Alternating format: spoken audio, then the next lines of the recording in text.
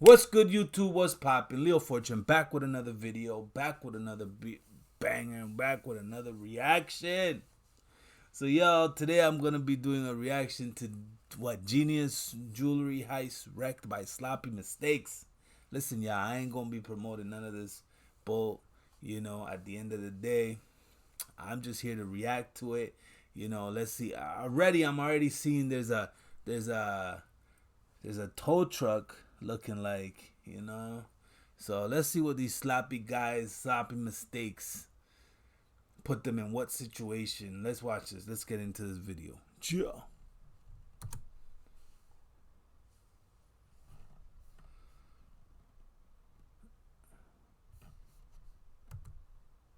The scenes, there was so much more going on. The sheer effort these gangbangers put into planning their ram raid spree may look like they had a touch of genius about them.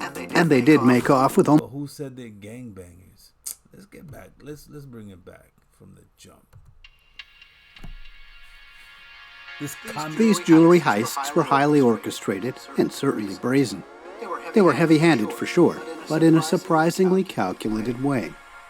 Yes, there was a smash, and definitely a grab, but behind the scenes there was so much more going on.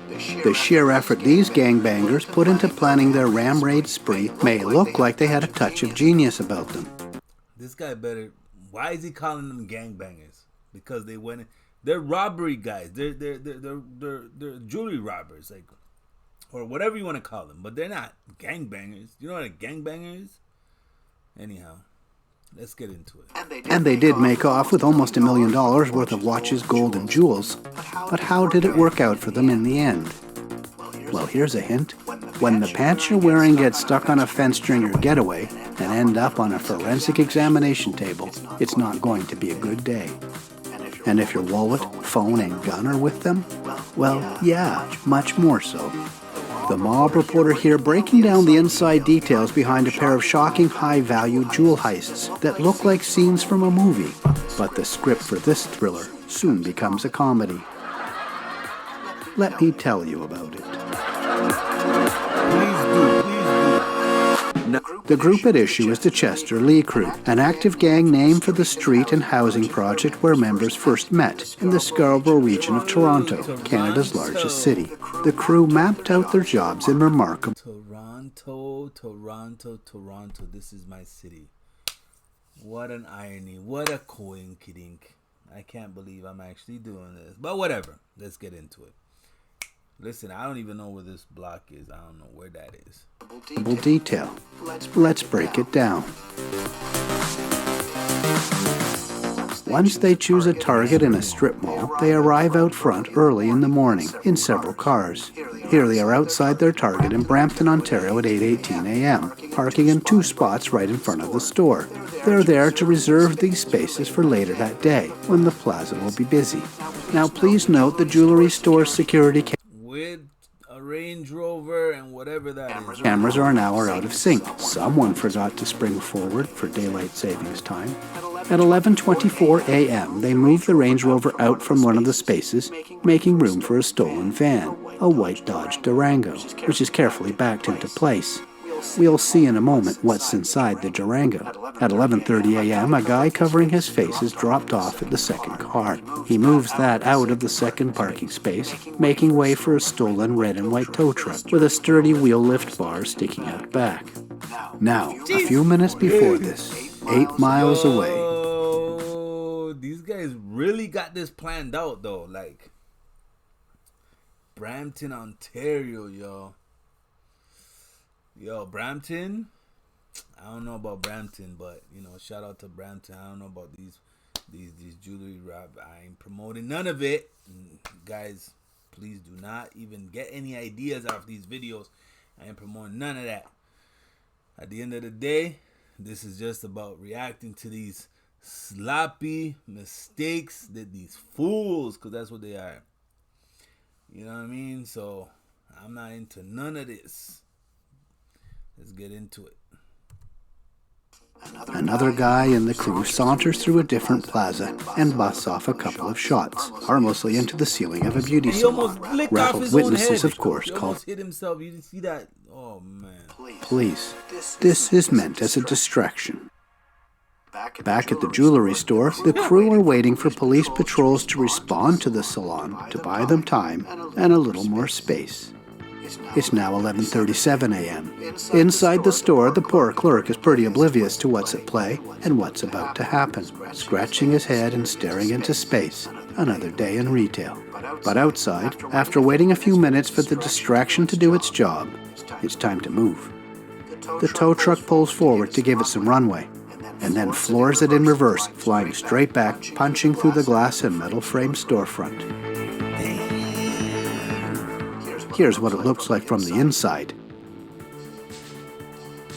That poor clerk.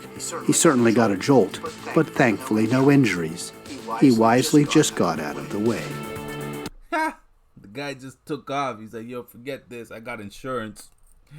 Yo, for real though, if you guys ever end up in a situation like that, listen, man, you guys get insurance. If you're working for a jewelry store, these jewelry stores have insurance at the end of the day. So don't ever be the tough guy and try to, like, you know what I mean, try to save the day and whatever. Like, I mean, obviously, if you don't have insurance, it's your only money. But these stores all have insurance, man. It's just smarter for them to just take off, let the robbers take what they want to take, and then you figure that out with the insurance company. They're gonna pay you out regardless. So he was smart enough to take off, because those guys got guns. You seen what they did. They're willing to shoot just to get distraction, to throw off the cops from what they're doing. So be smart.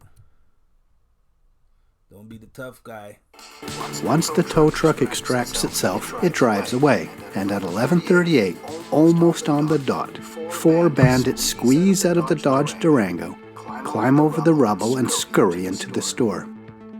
They know what they're there to do. There's no fuss, just a bit of struggle to break the display cases. They had problems with that at a previous heist, where they even shot at the cases, but they didn't shatter, and they had to use the butt of their guns to break them.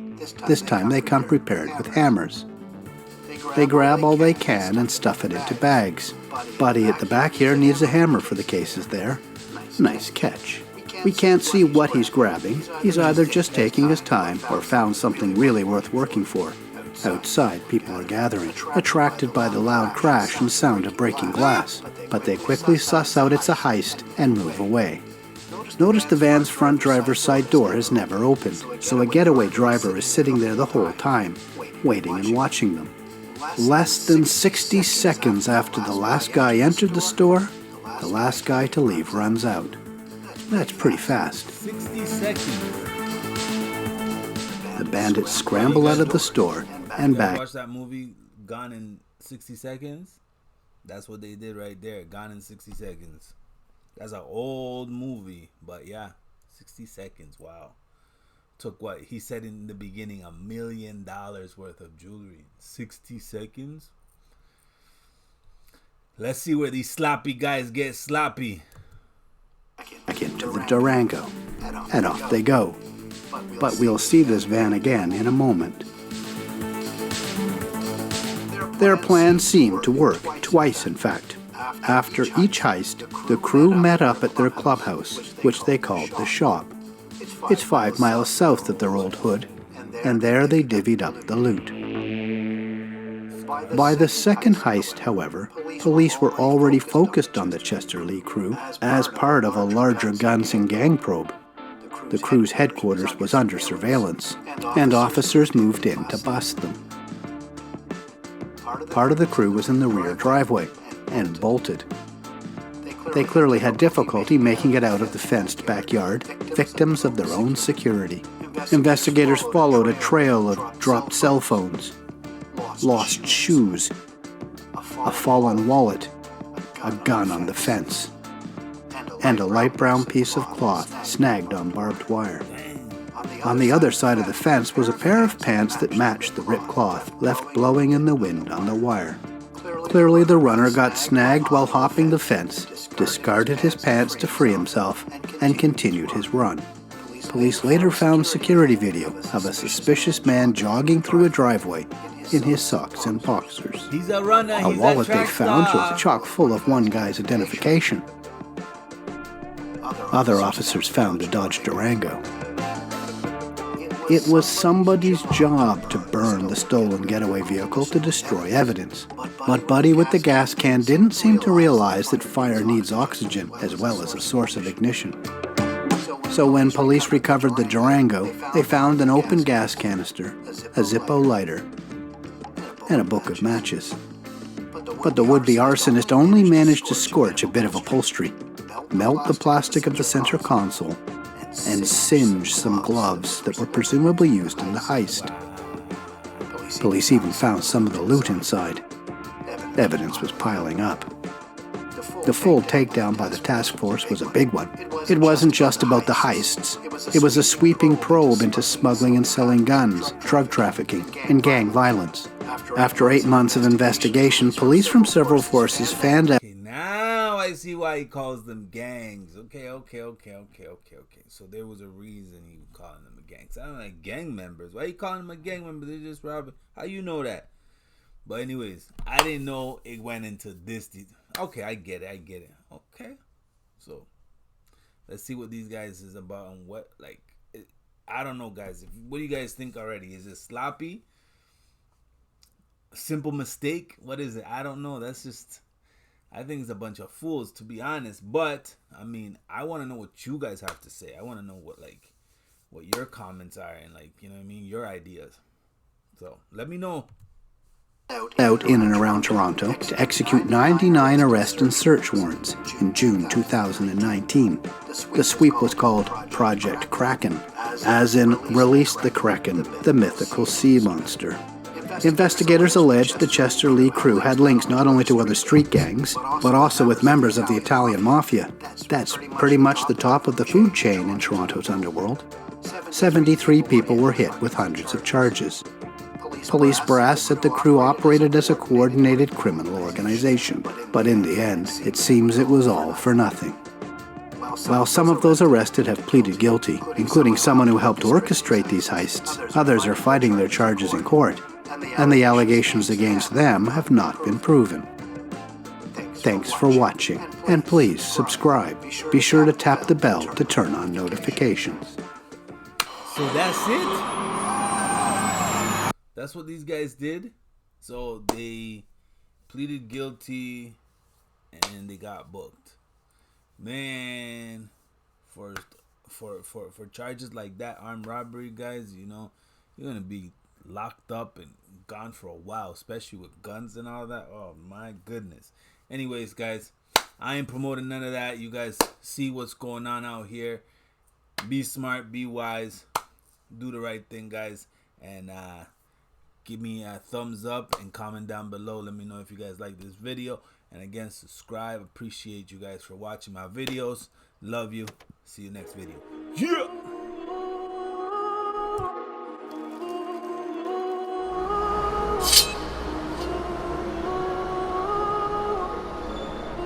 Hey, V, line them up.